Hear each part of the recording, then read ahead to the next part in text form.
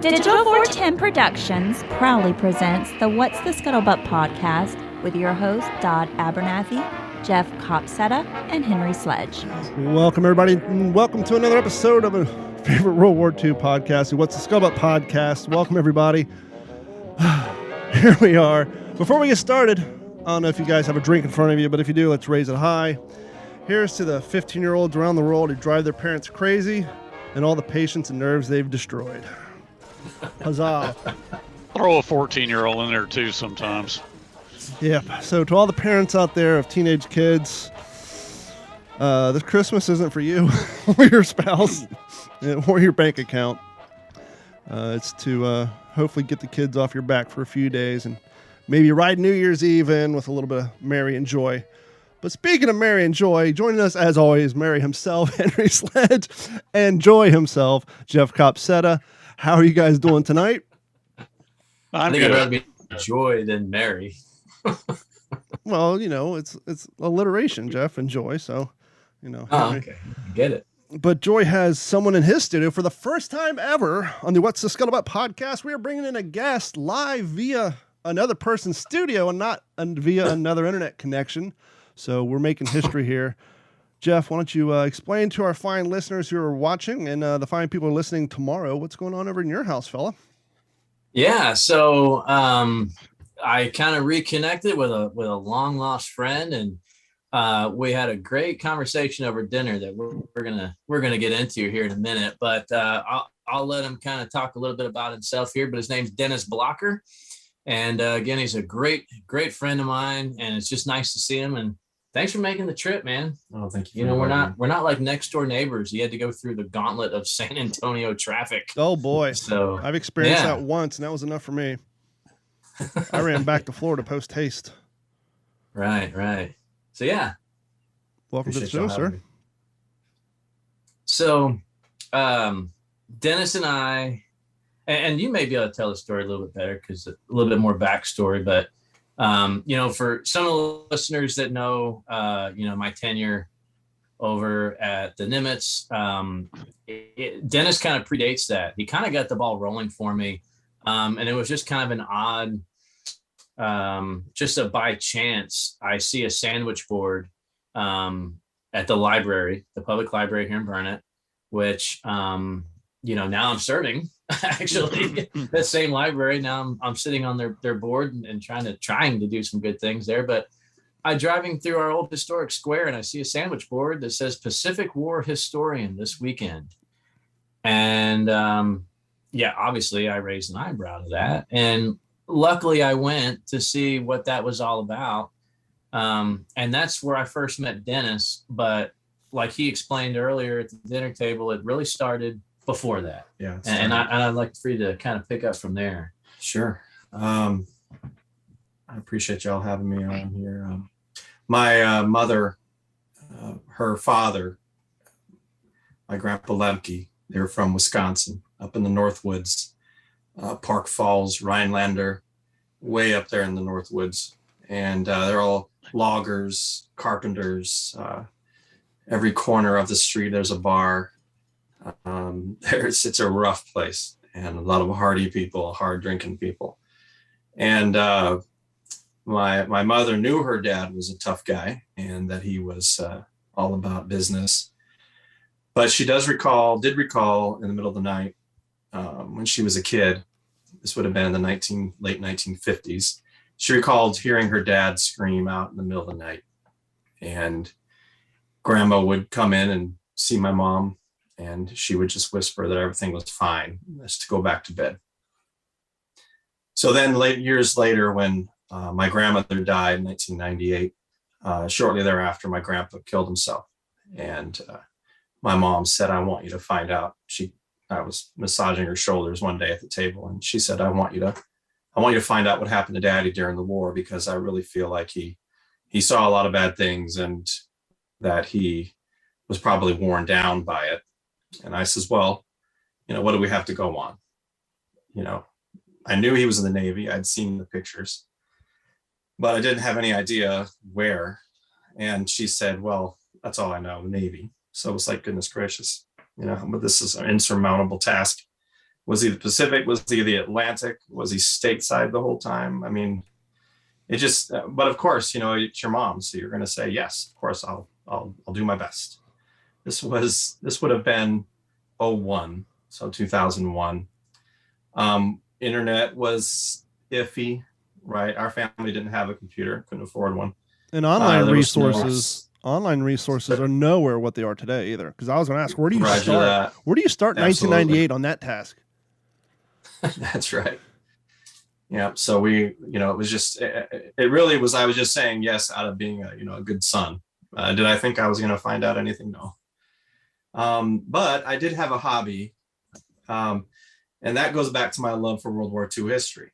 And my dad was career military, Air Force.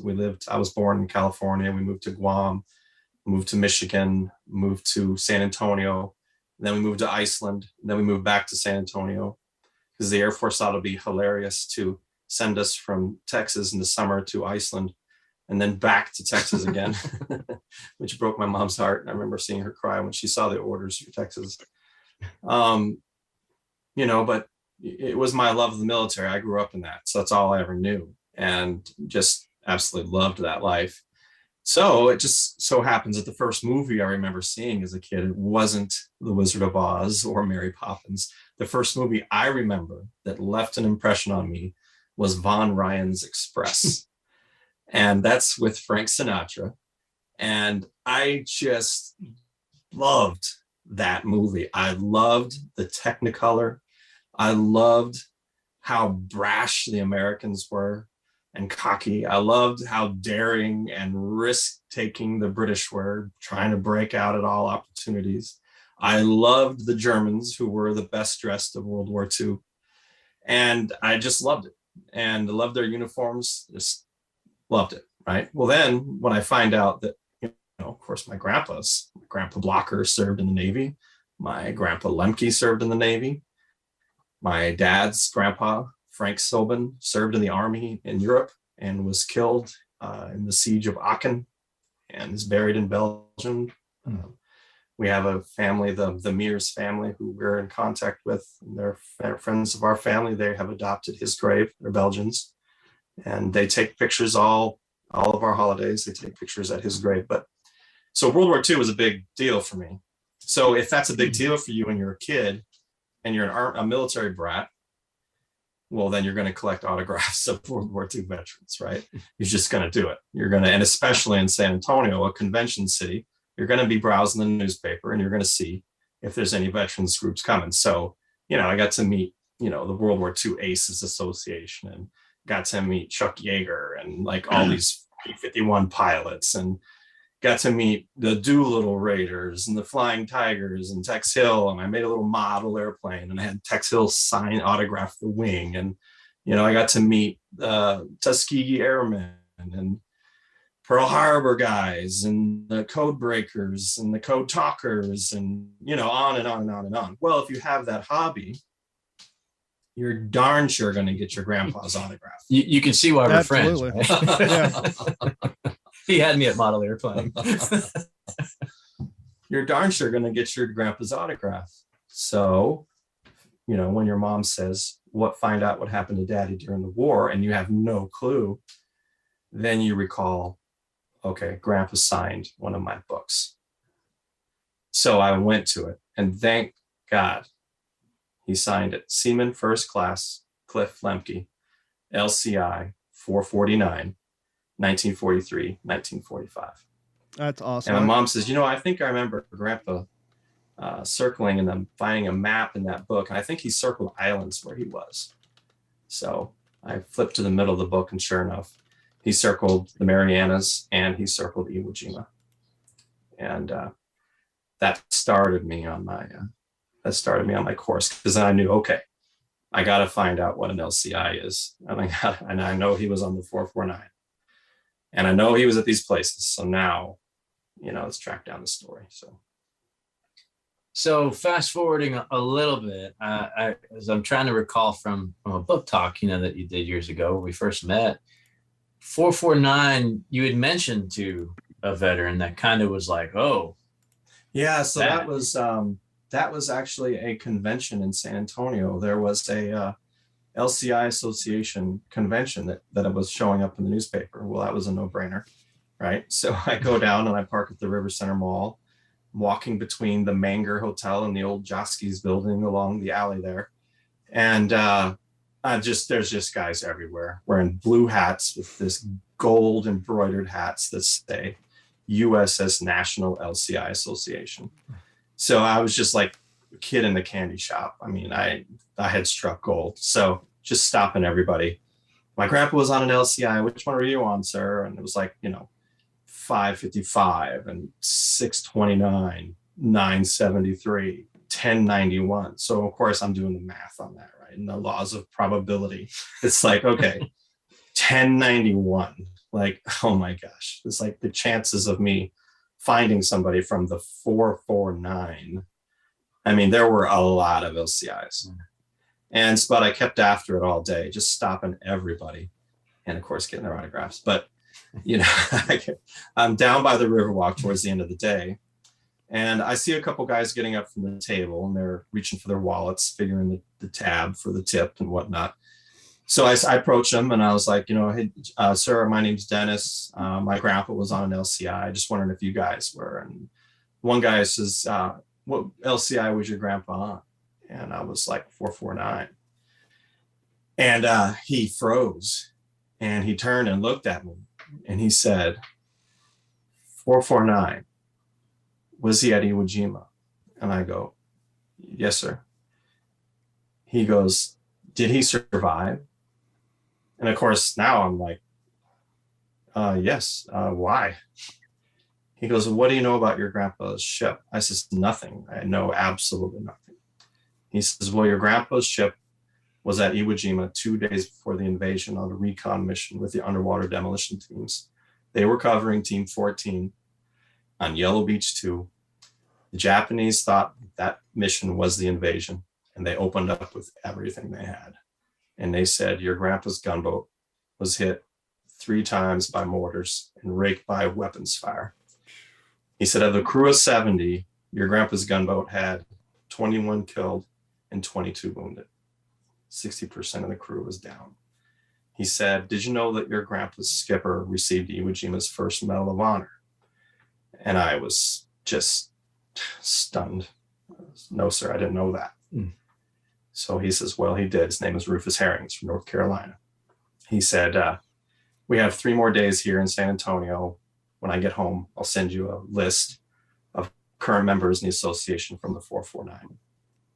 So it turns out that how that guy knew that was he had been a radio man aboard the battleship Nevada. And he was sitting right next to the admiral and right there on the radio. And he had binoculars and he watched everything. Wow. And he was so impressed by the bravery he witnessed that day of these gunboats that he made it his mission to tell their story, and he never forgot it. And he went to the archives many times, retrieved all kinds of records, actually found movie footage of the gunboat group at Iwo Jima that day. And he shared that with me, and I was able to see my grandpa's gunboat heading in towards, and their reference point was Suribachi. So it's pretty powerful. And then sure enough, a week later, I got that package in the mail, and there were 14 names. And so I just started calling. Some of the guys had gotten off before Grandpa came aboard.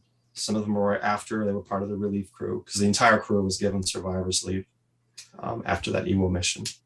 But yeah, that's what started it. So, and, Don, I think it's important too that we, just for the sake of our listeners, when we think about Iwo Jima, we think of a flag. Mm-hmm. We think of Marines. Mm-hmm. Maybe we think of B-29s limping in and P-51 squadrons.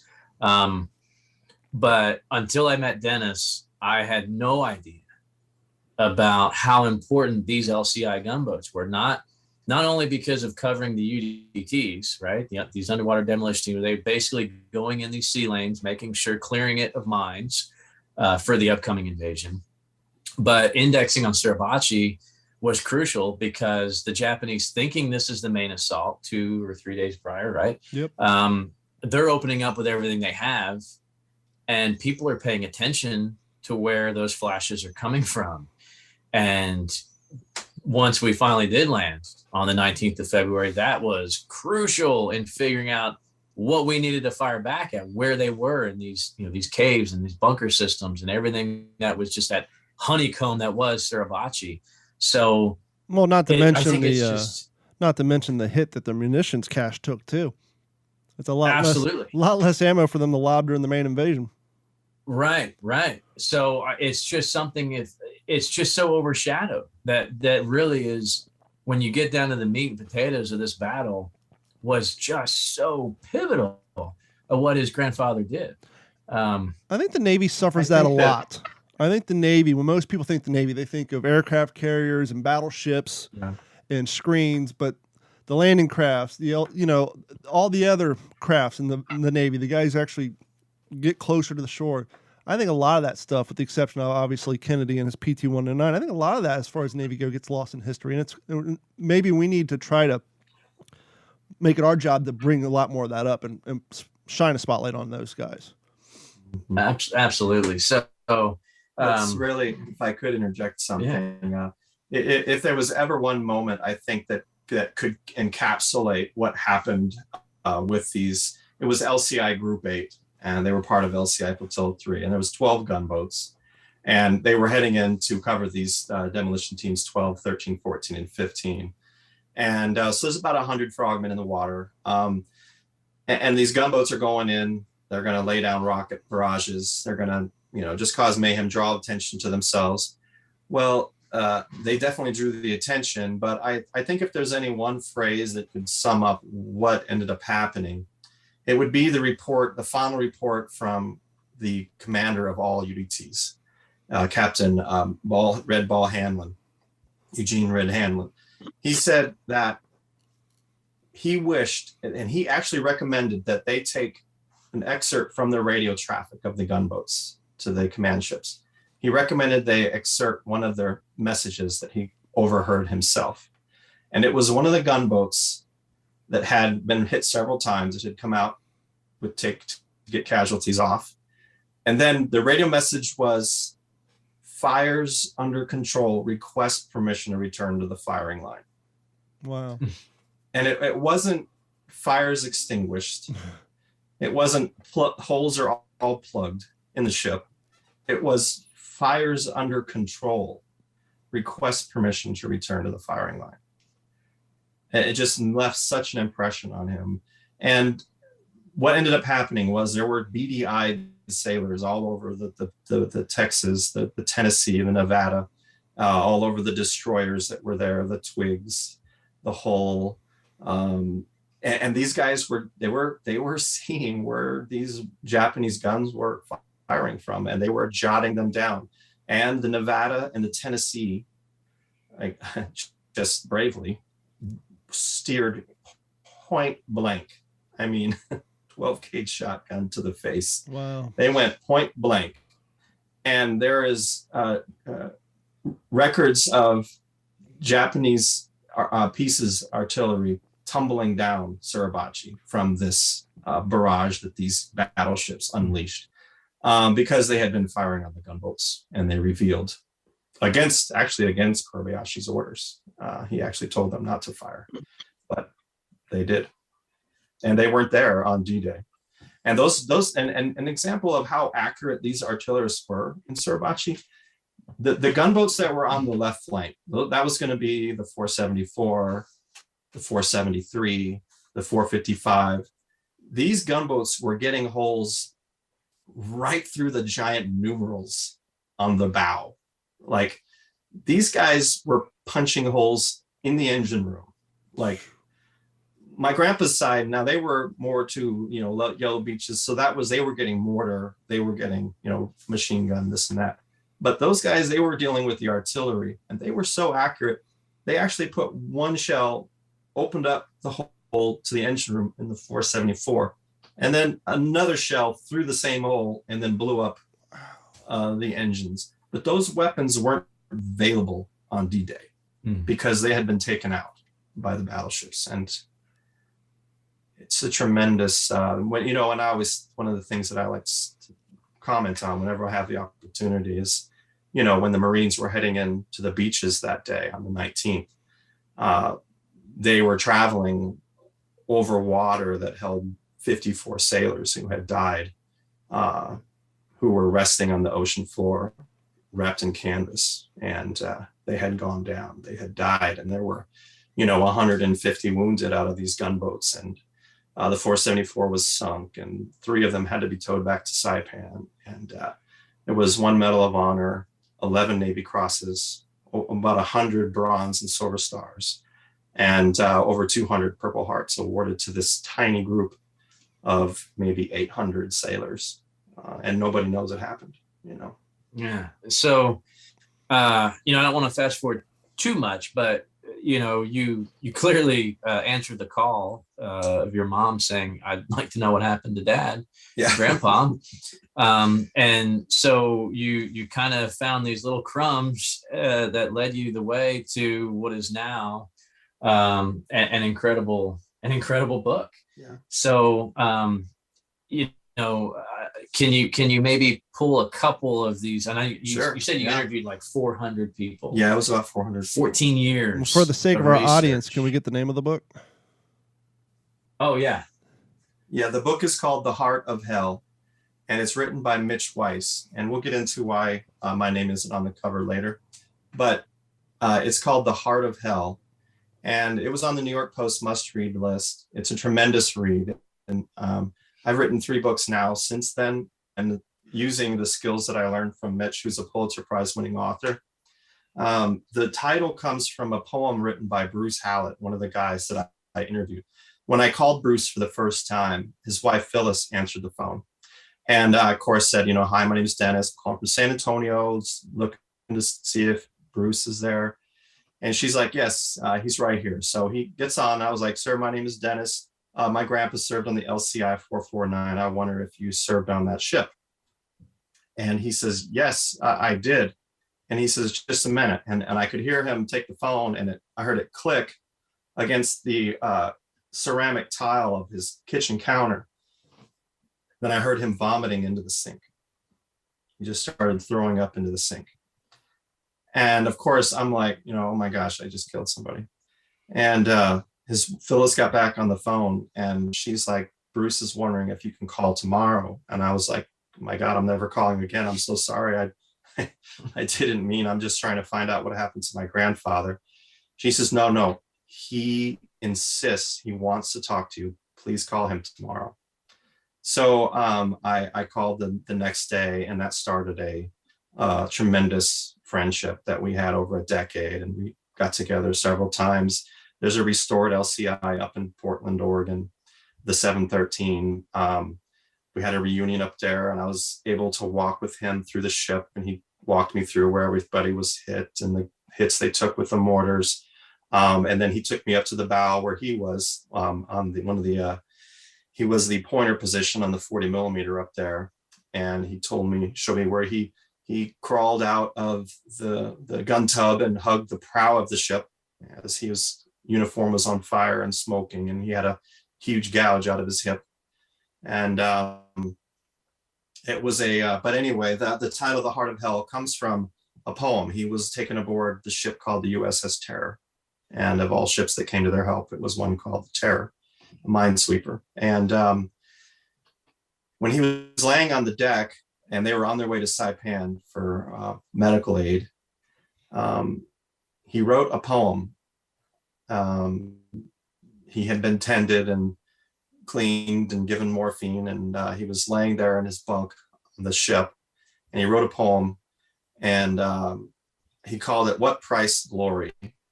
And one of the lines said he felt that he'd been dropped into the heart of hell. And that's where we got the title of the book from Bruce. One of the really interesting interactions I had was with the engineering officer, Ensign Leo Bedell, from Akron, Ohio.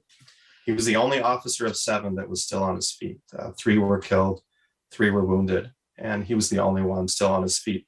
He'd been in the Pacific about 2 months. This was his first mission, and they handed him the keys to the car. And he's got a ship that's listening to port.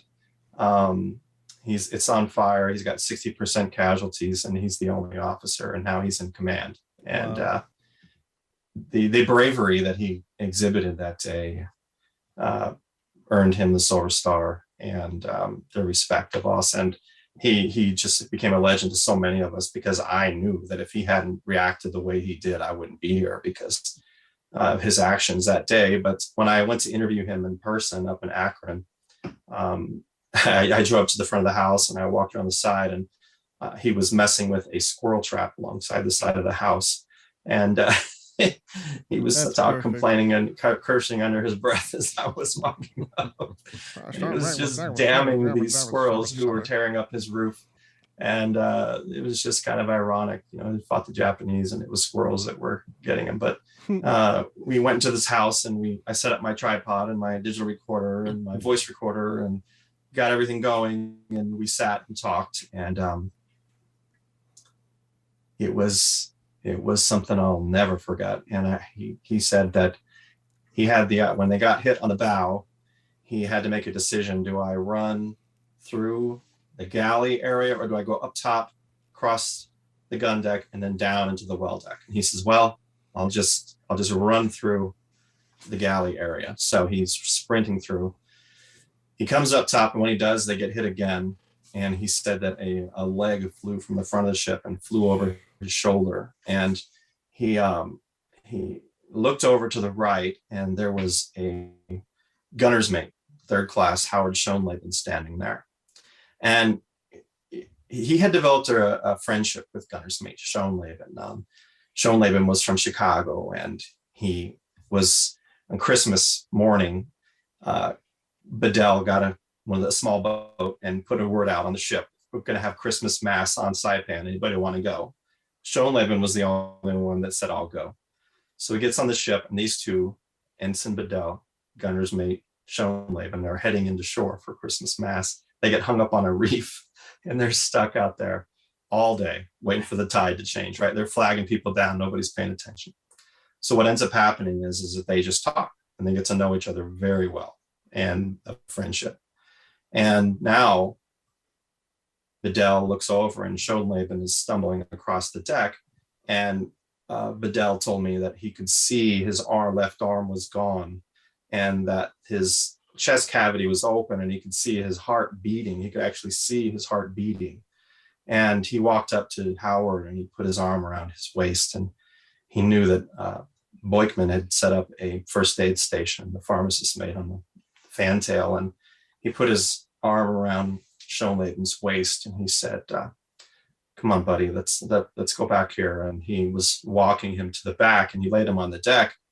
And when he laid him down, he was grimacing and this and that, of course. And he said he gave him a couple syrettes of morphine. And then he told me, he says, Dennis, it's the weirdest thing, but when I had Schoenleben there in my arms, he looked at me and he said, Howie, Howie, Howie. And then his eyes closed and he was gone. And he said, it's the weirdest thing. I don't know what it meant. Well, a couple years later, I was visiting with one of the crew members who was in a photo with my grandpa on the ship, Seaman First Class Charles Hightower from Russellville, Arkansas. And I asked our Hightower about Schoenleben. And he goes, yeah, I remember Schoenleben. He goes, before we went to Iwo, the mail finally caught up with us at Saipan.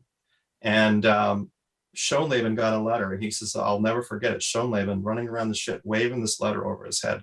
I have a son, I have a son, I have a son. And his wife had named him Howard after himself. So now I knew what Howie, Howie, Howie meant. And now I have a new mission, right? So I went to my computer and I typed in Howard Schoenleben, Illinois, Chicago, Illinois, no hits. So then I broadened it, Illinois, no hits, okay? United States. And there was one, San Diego, California. So I called, I left a message. Mr. Schoenleben, I think my grandpa served with your dad. If you give me a call. He called back a couple of days later and he said, I appreciate the call, but I don't think my dad served with your grandpa because my dad was killed during the war. I says, was your dad killed on February 17th, 1945 at Iwo Jima aboard a LCI 449. And the line was quiet. And he said, how'd you know that? I says, well, what do you know about your dad's death? He says, all I know is that we got a letter in the mail saying he'd been killed and was buried at sea per naval tradition. I says, Mr. Schoenleben, I have an amazing story to tell you. And I told him that your dad said your name 3 times at Iwo Jima and died. And he told me later, he says, you know, Dennis, in that moment, his picture had always just been just some man. But in that moment, he became my dad. And he says, and you changed me forever. Mm. And then the story gets even crazier. Because even now, I still do it. I'll go on in message boards and I'll run a Google. I'll just put in a sailor's name, someone who died. And I put in Howard Schoenleben, and there was a message from Indiana that said, does anybody know anything about a gunner's mate, Howard Schoenleben? My neighbor was renovating their house and a Purple Heart fell out of the wall. And on the back is inscribed, gunner's mate, 3rd class, Howard Schoenleben. Wow, I was like, this is too weird. So I called up Howard. I'm like, hey, are you missing a Purple Heart? He says, he goes, yeah. He goes, we lived in Chicago when I was born, but my mom's folks are from Indiana. And we went to live with them after the war. And he says, I lost it there. He says, I do remember that I had a secret compartment in the wall that I used to keep things. And I guess maybe, he goes, but that's kind of where I lost it. And I'm like, you're not going to believe this. The neighbors were renovating the bathroom. They were renovating the bathroom, which was on the other side of that bedroom. And they tore open the wall and that Purple Heart fell out. So this little town, they flew him out and they had this little ceremony and they were able to give him back his dad's Purple Heart. And then Schoenleben came to this reunion. And I had the honor of walking him up to Ensign Leo Bedell, who was there. And I said, Ensign, Mr. Bedell, I want to introduce you to somebody. This is Howard Schoenleben. This is Howie. This is Howie. Yeah. So he threw his arms around him and they walked off to a private table off in the corner by themselves. Man, I wish I had a little digital recorder. I'd hit record and I'd toss it underneath that table. Yeah, that's a lament of us all. Gee, it makes me think, Don and Henry, you guys, I mean, if these things could talk, Henry, we just talked about that with what I sent you a couple weeks ago. Man, if this artifact could talk, and we're lucky that we've had some of the resources available to how we know your father as well as we do because of modern film and documentaries, but he's one of so many. And it's just hearing about that Purple Heart, and a lot of times they weren't always inscribed, right? They were supposed to be, but they weren't always. So it's incredible. And that's not the only incredible, if I remember right, you interviewed 2 guys that didn't live too far apart that had a surprise, right? Yeah, that's right. That was Chuck Banco, Gunners, the gun captain on the Bow 40, and Bruce Allett, who I mentioned earlier. They were best friends. They lived, miles from each other. And they both thought the other was dead because the gun took a direct hit on the ammo locker. They took a direct hit on the ammo locker and it evaporated several of the guys. And then Lawrence Bozarth was killed there. Ensign Cooper was blown off the ship and is still listed as missing in action. He was never recovered. But, the thing is that, they thought each other had been killed. And so, when I was interviewing Banco one day, he was telling me about his buddy Hallett, and how he had died. And I was like, Hallett's not dead. I interviewed him last week. Wow. Do what? He's like, what? And so I called up Hallett and he was just blown away. And so I have this great picture of all them sitting at a picnic table and with their wives. And Gosh. I bet at So some that's point, what, 60, 70 Yeah. years Yeah. later, maybe? yeah, I all bet those it's- years they had And they lived had no idea. 60 miles away from each other. 60 miles away. at some point, one of them had to think to himself, if I only would have went to that damn reunion. Right. I told Yeah, you, that's Sheila, right. we were supposed to go in 55, but no, we had to go to your mom's birthday. Oh, So, poor Sheila. Man, I gotta take a break from that. That is just, it gets me every time. I was so excited, guys. You know, I mean, I'm heard- riveted. This is fantastic Yeah. stuff. It really is. And, you know, I've heard Dennis talk about this before, and, you know, I was so excited, and I didn't want to say too much. You know, I didn't want to tell you guys too much. I didn't want to give too much away to our listeners. But I mean, Henry, I'd like to know, you know, what's running through your mind, just knowing, you know, your dad obviously making multiple invasions. How much of the Navy was, of course, a part of that, Right. and how many sailors that your dad ran across, just going to the head, just wherever. I mean, those close quarters, the stories that, you know, that if it wasn't for people like Dennis, for this stuff to not, or I guess we really should credit your mom, right? I mean, obviously all the credit goes to his grandfather and the Greatest Generation, what they did, but without being able to record it. And I'm still impressed. So, you know, Dennis spent 14 years researching all this to become the book that it is today. And you guys heard he's rambling these names. He's rambling off where they're from. You know, I mean, it's just ingrained in them. So, Henry, I'm curious, does this bring anything back that's not necessarily Eugene Sledge, the Pacific? Is this bringing anything, just stories from your dad talking about his times with meeting, maybe talking to a sailor that they just kind of were buddy for a day or two and never saw each other again? Is anything like that resonating? Yeah, I mean, of course. I mean, apart from the fact that just Dennis's obvious, you know, passion, he's afflicted with the same sickness that we are, you know. You know, He's got the creeping yeah. crud. I mean, it's just really cool to share this and hear this. I mean, I guess I get what you're saying. I mean, so to answer your question, Jeff, I mean, some things that kind of bulbs going off in my head, or things I've come across researching my dad's unpublished writing, and I don't want to get, you know, too much into that, but getting back, they've been training on Guadalcanal. They wrote a late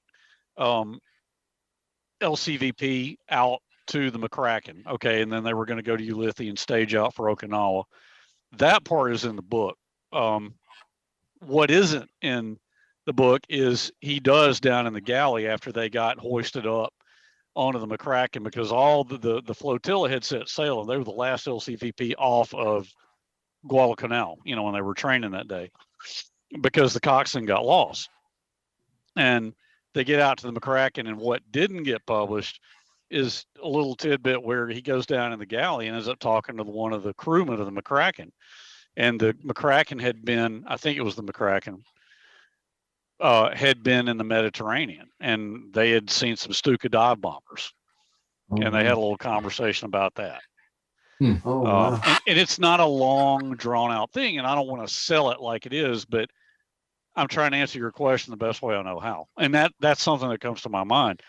The other thing that comes to my mind is just, Dennis, you've had so much interaction with World War II. I mean, I wish, you know, it never occurred. I mean, I guess I was so close to it growing up with my dad and hearing his stories and interacting, you know, on a very limited basis with some of the guys from his unit and other people who would call him through the years.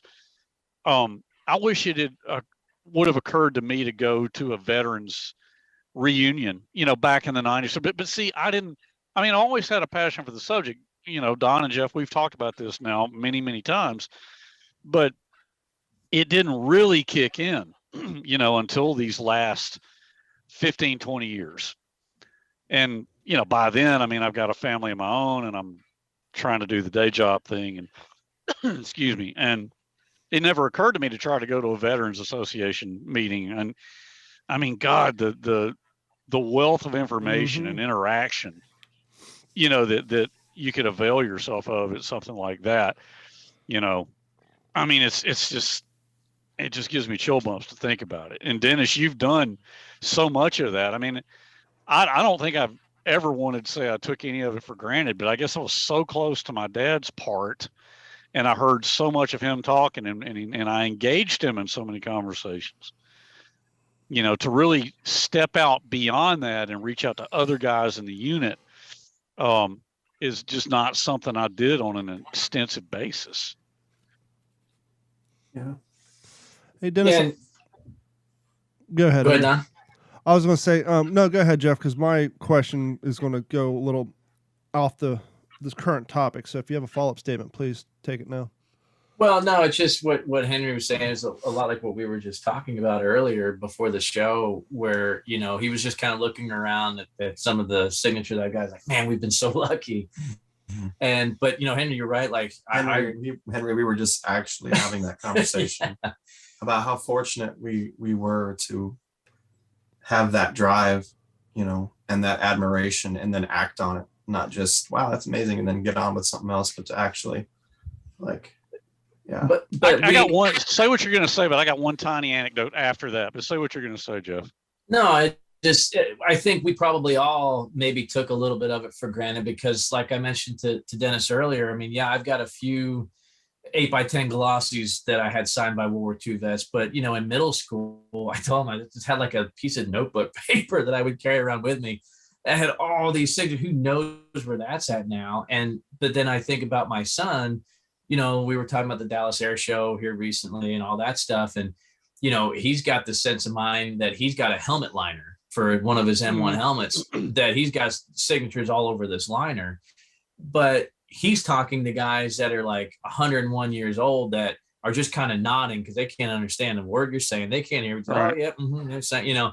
But I was talking to guys. We were talking to guys in their, you know, 70s that were walking around. Oh, my dad's 72. I don't think of my dad being any.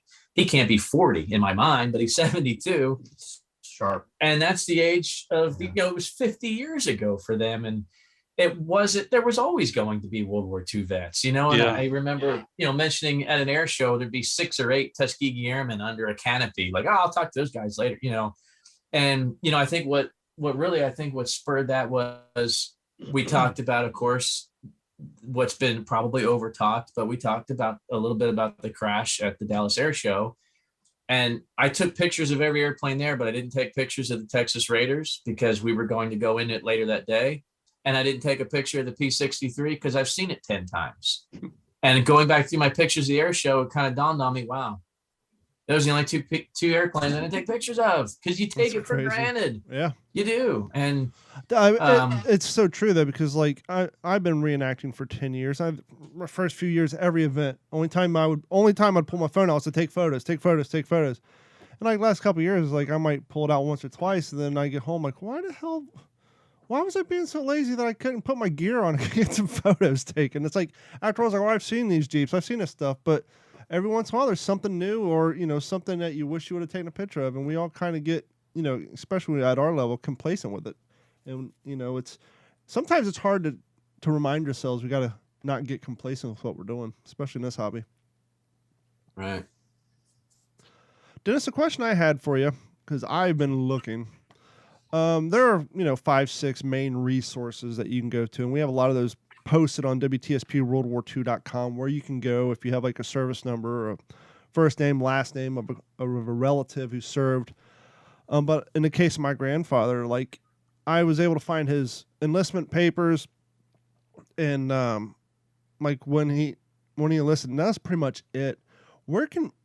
If people try like those 4 or 5 main website resources, and just for whatever reason their relatives' information wasn't digitized, where's another primary resource someone can go to try to find war records on a relative from World War II, or even Korean War for that matter? It just last week I had a guy approach me, Steve Eccles, and he's a friend, and we talked at Thanksgiving dinner. He invited me over to his house and with his wife, and came up that his grandpa was in the Navy in World War II. So I told him, I says, you know, what ship was he on? He's like, I have no idea, but I'd like to know. I says, send me his name, birthday, state he grew up in, and I should be good. I should be able to help you out. So he sent that to me, and within minutes, I had the answers for him. And the site I use is ancestry.com, right?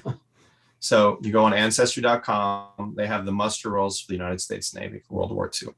So I enter in, fortunately, it wasn't John Smith, but it was Steve Eccles. John Doe. But I enter in Steve Eccles' grandpa's name. I forget his first name now, but and it showed that he was on an APA and in the Pacific, right? He was on an APA. Well, I didn't know Pacific at the time. And on the muster roll, it shows date of enlistment. It shows service number. It shows date first reported aboard ship. And then there's other documents, you know, you can follow the muster roll, this and that, right? Well, why is that important? Well, then you go to fold 3, FOLD, then the number 3, fold3.com. All right, so now I know that his grandpa was on this APA. We'll just say the APA Smith, since I said that name earlier. And you go on fold3.com, and they sent teams out to the archives, and they scanned every single action report, war diary from the ships in World War II, from the US Navy in World War II. So I go on there and I enter in USS Smith, right?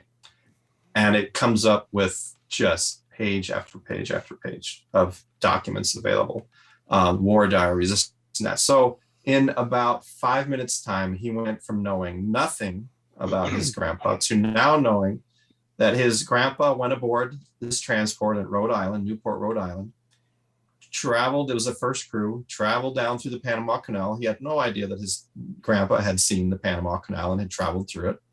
Went to the West Coast, took on troops in San Diego, crossed over to Pearl Harbor, then went to Ulithi, then took troops to invasion beaches of Okinawa, then went to the Philippines. So he went from knowing nothing to now you know that your grandpa was in these invasions. And I told him, I said, let me ask you a question, not World War II. I said, Steve, how did you feel on September 11th? How did you feel that day? Were you scared because you didn't know how many more planes were coming in that day and where they were going to hit? I says, I vividly recall being very nervous, not knowing what other cities were going to be hit. How extensive is this plan, right? I says, now the reason I ask you that, Steve, because your grandpa was on an APA attack transport at Okinawa. Wow. I said, are you aware of what happened in the skies at Okinawa? He's like, no. I says, have you heard of the kamikaze? So then I had to tell him, like, imagine how you felt times 1,000, right? Because there were thousands of these aircraft coming in over that time. And the Navy lost ungodly amounts of ships and people out there. And your grandpa went through that.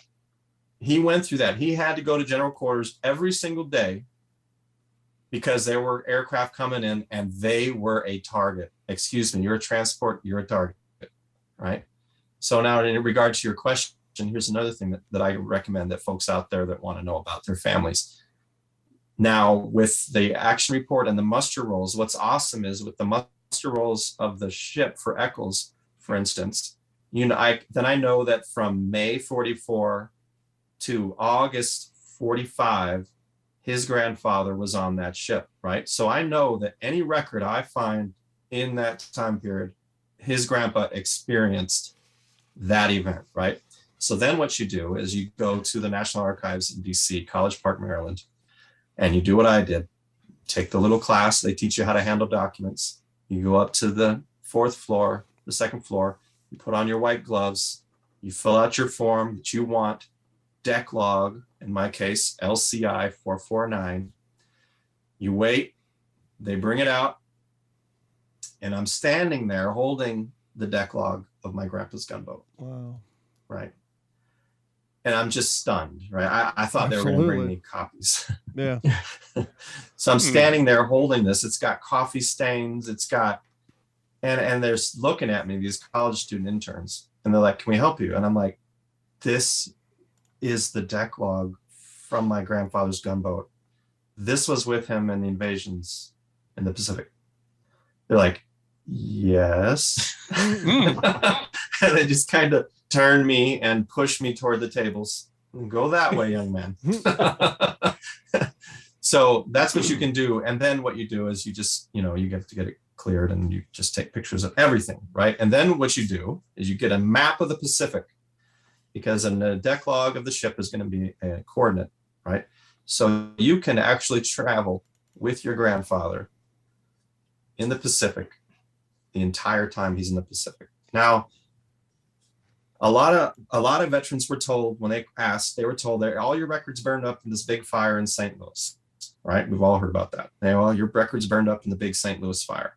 Now, that's true if you were the Army, but it did not affect Navy, and a lot of people don't know that.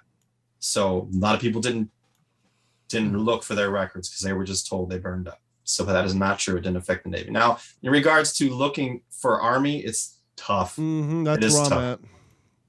It's tough.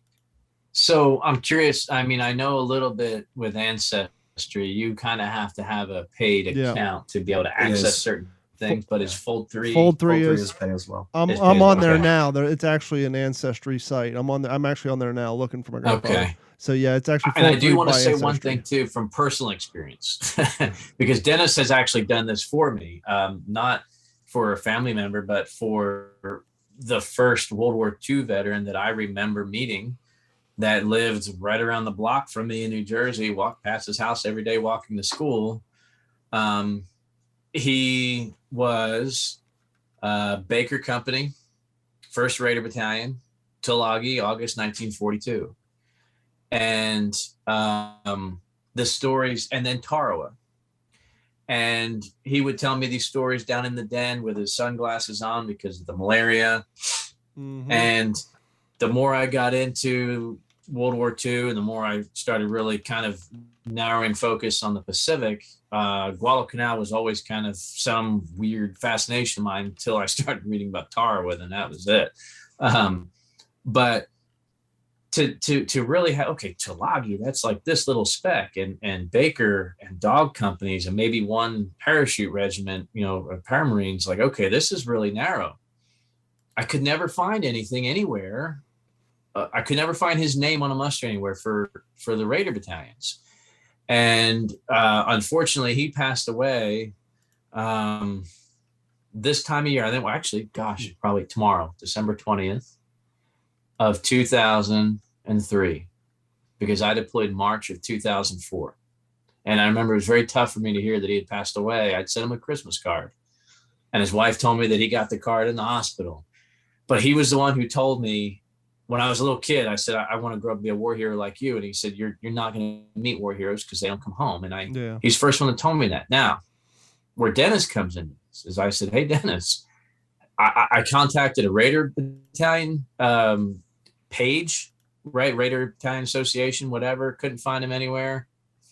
So I gave him what I knew of this Marine and got a lot of cool stuff. I still have it in one of my books, everything that printed out. He didn't join the Marine Corps till the 7th of November, 1942. This is 3 months after the Baker, after the 1st Raiders hit Tulagi. Therefore, there's no way he was on Tulagi with the 1st Raider Battalion. Ended up, I think it was 6th. Henry, maybe does this sound right? 6th Battalion, 22nd Regiment. And 22nd Marines? 22nd Marine Regiment. Yeah, 22nd Marines. Oh, man.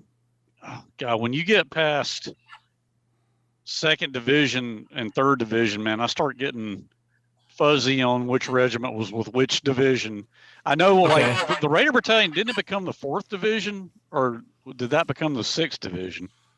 I should know this. Yeah, I forget how they got rolled. Well, because 4th sounds right. The 1st or 2nd Raiders Second Raiders, I think, became fourth. Yes. I'm not sure about Edson's Raiders. Anyway. Yeah, You gotta be careful what you wish for, because I'm not so sure what I thought he was. He may not have been, and according to the record, and he was somewhere where a lot of the unit got sick, and there was a hospital ship muster that he showed up on, and it was later in the war, and I want to say it was maybe outside Kwajalein, maybe it's Kwajalein Atoll.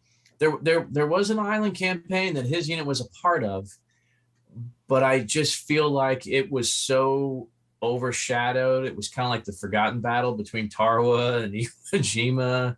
Well, out in the Marshalls, yeah, man, a lot of those small Central Pacific, that was part of the Central Pacific Drive, but Waji and Meloelap and Tarawa, not to be confused with Tarawa. A lot of those they just kind of run together. Mm-hmm. I mean, it was called the Marine Aviation. It was the doldrums of 1944. Yeah. So a little disheartening. I still see him as a Raider. I mean, he was buried as a Raider, although I'm not sure. Maybe in some way he was what the Raiders became. It was misleading, and it was hard for me to kind of see, because as a 12-year-old kid that just idolized this man, I don't know if he necessarily misled me on purpose. I don't want to think that, but I think I would just, as a little bit of a PSA, if you are, yeah, that's true, because of researching my other side of the family, my dad's dad, Lloyd Blocker, he was on an LST in the Atlantic, and he talked about his ship being torpedoed, LST 503, and hitting his head on the ceiling when his ship was hit, and he flew out of the bunk and this and that. And then I got the muster rolls from the ship and saw that it had never been torpedoed, and that the only torpedoing was when he was drunk at New Orleans, and he was taken to the hospital because Shore Patrol got him and had to lump him over the head with a nightstick a couple times. So that was the only torpedoing that took place, was him getting drunk. But yeah, that was kind of I didn't really want to find that out. Right. Well, I didn't mean to get us too far away from 449 and Iwo, but I'm actually going to look for this paperwork, because now I'm curious. But hey, fellas, can I tell you about this? I kind of want to talk about one more person that I interviewed. Yeah, real quick before we do, just because we're on a topic of paperwork and looking for relatives, one of the cool things I did find was my grandfather's registrar's report. And for those of you not familiar with this, it's kind of like a identification card when you enlist. And I'm actually looking at his. So it has the race and white, height 5'8", staggering 160 pounds, hair brown, complexion light. But here's the interesting part. It says other obvious physical characteristics that would aid in the identification. And then below that says scar on the little finger of right hand. It's like they were that minor, because you never know. Maybe that something happened to him. That would be the only thing, his right hand. Well, there's a little scar, but it actually shows, where he enlisted at local board number 9 in Burlington, Boone County, Kentucky.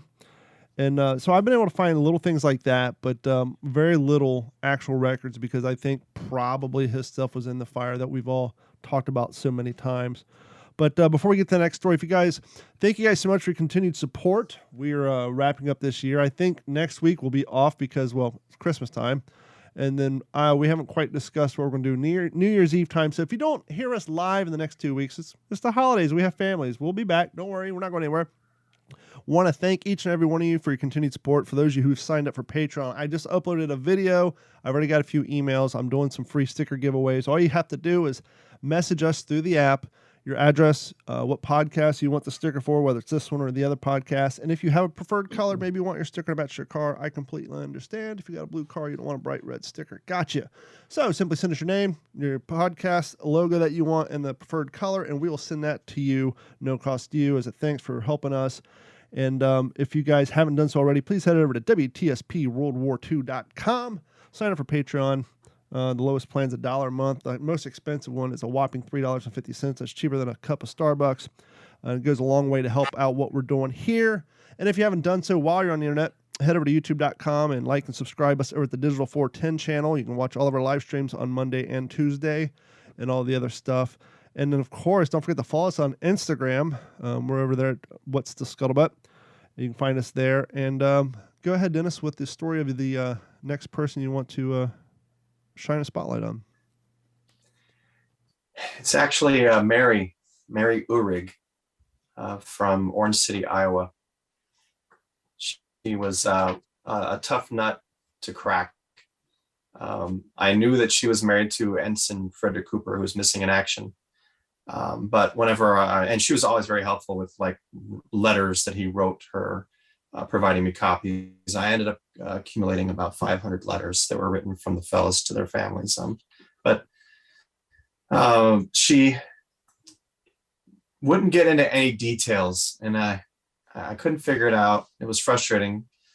And then about 10 years later into the research, she calls me up one day and she says, "I'm ready to talk." And I said, "My goodness, okay. Oh, what's changed?" She says, "My husband has passed away." I was like, "Oh, okay." She felt that it was kind of disrespectful to talk about her other husband while her, you know what I'm saying? It was like this respect thing. And so I told her, I says, "Well, just a minute. I want to get Mitch Weiss, the author, on the phone as well. So let's set up a time that we can get this fresh, first telling." So she's like, "Okay." So we set up the meeting. We get me, Mitch, and Mary on the phone. And I had a digital recorder going, of course. And she told us that when Fred went to San Francisco, he was going to catch up to the ship. They had already been through several campaigns of the Marshals. They were at Kwajalein, Eniwetok. They had been on the small island chain campaigns, and they were going island to island to island, wiping out the different Japanese weather stations. And he had missed all that. He missed the Marianas. And so he's shipping out. His first mission is going to be Iwo. Anyway, she sends her a telegram and says, I'm in San Francisco. I have 3 days. Come, please. And leave Rebecca with my sister, Eulela, and just come out and be with me for a couple days. So she gets on the train and travels across from Iowa over to San Francisco. And she's fretting about, do I have the right outfit on? Do I look good? Am I too, do I look thin, and this and that. And of course, he's just so glad to see her. And she steps off of that train and she sees him immediately and he's just beaming. And then she goes on to describe this almost like a Cary Grant, Deborah Carr kind of 3-day event in the city, San Francisco. And she's describing them running and giggling and trying to jump onto the tram at the last second and the trolley and going to the fish market and going to Chinatown and catching an opera. And the final day is there and he's gonna be leaving. And he asks her in the hotel. The plan was to see him off at the ship, but he asks her if they can say goodbye at the hotel.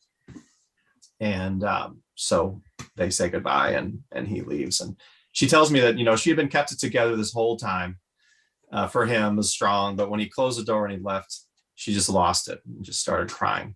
And about 15 minutes later, she said that she heard the doorknob and she looked up and he was standing there and he just had tears streaming down his cheeks. And he just walked in and they just held each other and he just couldn't bear leaving her. And he just needed to hold her again. And then he left. And then he went to Iwo Jima and of course was the gunnery officer on the number 1 gun and was blown off the ship and never, well, you'll see in the book what happens to him. But she then took us to a place that hadn't been seen in 70 years. And when the telegram arrives at her in-laws' house, and she was there. And she said it was like another person was screaming. And She said she did a couple laps around the house. And I got to tell you, fellas, like I interviewed like 400 people. Like this was a part of her heart that had been locked away for 70 years. And she had never opened it. And the sounds she was making as she was crying and moaning, telling us the story. And we kept trying to get off the phone and tell her she didn't have to go there, but she insisted. And it was like it was yesterday. And she opened that up and showed us this special place in her heart that it was reserved for Fred. And she was just so thankful we were telling his story so that he wouldn't be forgotten, But I just never forget her, because that, her family never even knew how much she had been hurting, but it was just like so powerful. Those So are that's, if that isn't what we do in a nutshell, just the appreciation that all of those people must have for you and your efforts and keeping it going. And, the first I think of is when we think of the acronym PTSD, we think of guys over in combat. Mm-hmm. And I know so many times when people have said, oh, thanks for going over there. If they found out I went overseas, and I always tell them, thank my mom. Mm-hmm. My girlfriend, who's now been my wife for almost 20 years, that it affected many more people, than we realized. We at air shows, we go up to World War II vets, we ask them for their autograph, but not for the wives that were at home, the moms that were worrying.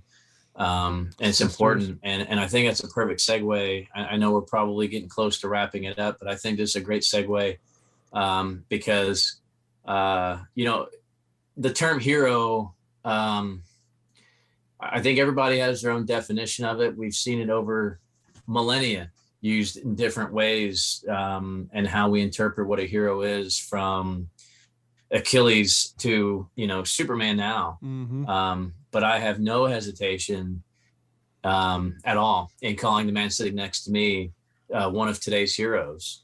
And he's not going to be the first to say that.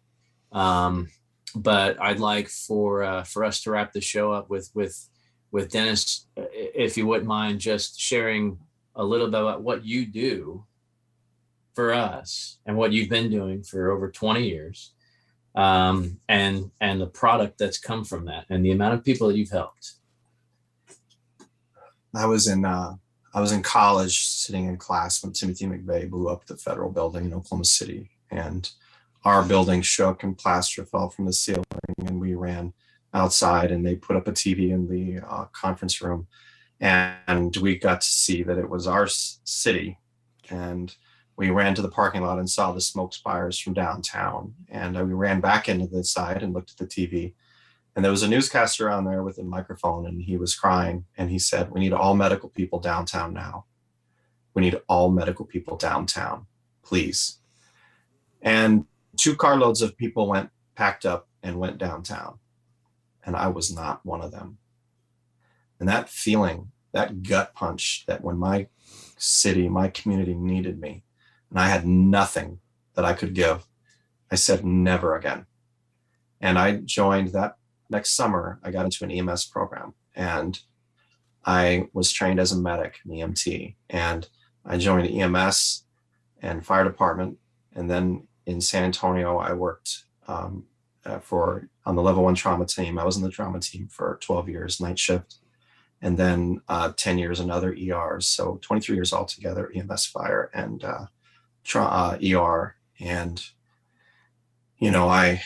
I like to think that shockwave from what Timothy McVeigh, he meant it for something to demoralize the nation, but I don't know about anybody else, but he sure inspired me. And I went on to save probably hundreds, thousands of people over the years.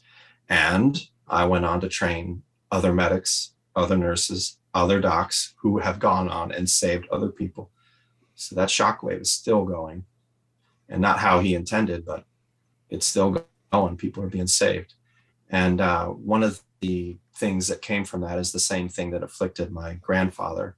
And the same thing that inflicted Eugene and the others was the night terrors and the PTSD and the darkness. I call it myself, I called it the dark passenger from this TV show, Dexter. But that's what seemed to fit me was the dark passenger. And it was just this thing that came in, and I wrote about it. And it's called Clear. It's kind of hard to see, but it's on Amazon. Follows my journey through EMS and fire and ER, the battles of PTSD, the battles of suicidal thoughts, and victory over it. The tremendous leadership that I had that insisted that I get help, and the love for my daughters and my family that made me get help. The willingness in my own heart to be willing, and then the work to get it done, to get the help. And that resulted in me and my passion now, saving those who save others.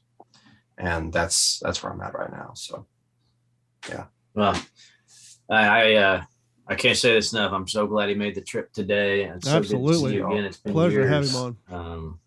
And I just thought it was just going to be such a treat for you guys and for our listeners to have somebody like Dennis that's so multifaceted, so inspiring in so many ways. It really means a lot. So appreciate you being here, man. I really appreciate you guys very much. And on a side note, if I may, Yep. My copy of With the Old Breed is dog-eared and worn and highlighted and read multiple times and recommended to I don't know how many people.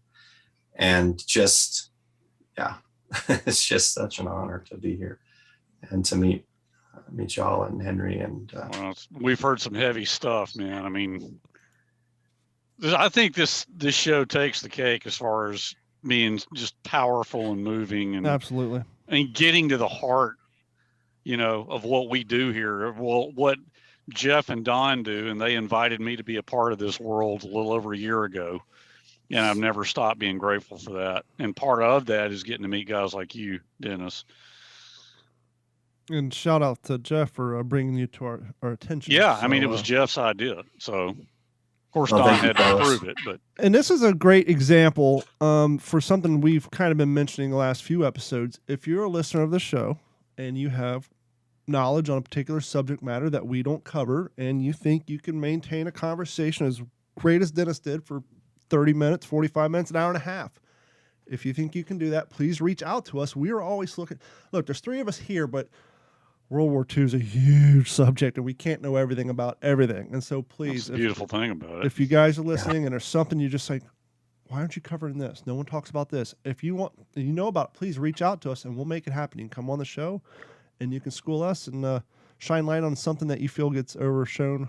And please email us at mailcall@WTSPWorldWar2.com.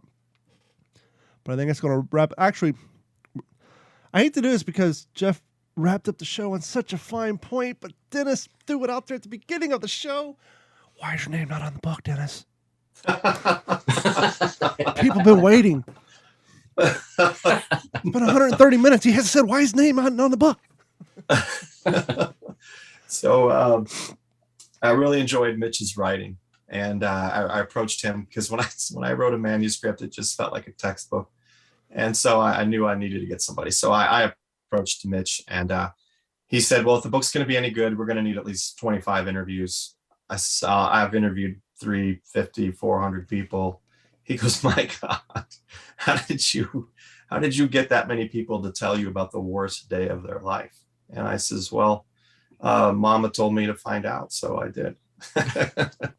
But the reason I'm not on the book cover is that he indicated to me early on that it would not be profitable for him if he had to share the proceeds, the royalties, and he didn't want to share the book cover title with anybody else. I was very aware of it. Everything was up front. I could have backed out of it, but I realized that his writing style was tremendous and that I would have the opportunity, because he told me I was going to be very involved with the writing and the manuscript. And I wrote all the chapters, the Japanese perspective in the book. And I learned so much from him and was just so grateful. But that was one of the things that I had to be willing not to be on the cover. He didn't want to share the cover with anybody. It was really his first book where he didn't have to share the cover. So yeah, That's was fair. kind of like my dad said, well, if you do it on your own, what's your readership going to be? I says, probably 1,000 people, maybe you, mom, grandma, and the neighbors. And he says, how about if you do it with Mitch? I says, well, the sky's the limit. And then he says, well, And he got a free education out of the deal. Right. And what's the purpose of the book? So that people will know about the LCI gunboats at Iwo Jima and what happened. He goes, well, there you go. What do you want to do? Do you want to have a readership of 1,000, or do you want to have sky's the limit for Grandpa's story? Well, then that made the decision, right? And I think on that note, And, you know, real quick, I don't know if anybody else caught on this. I don't know if you care if I mentioned this or not, but, you know, we've caught Dennis's last name Blocker. You know, if you're familiar with old cinema, old TV shows, maybe the longest running TV series maybe ever.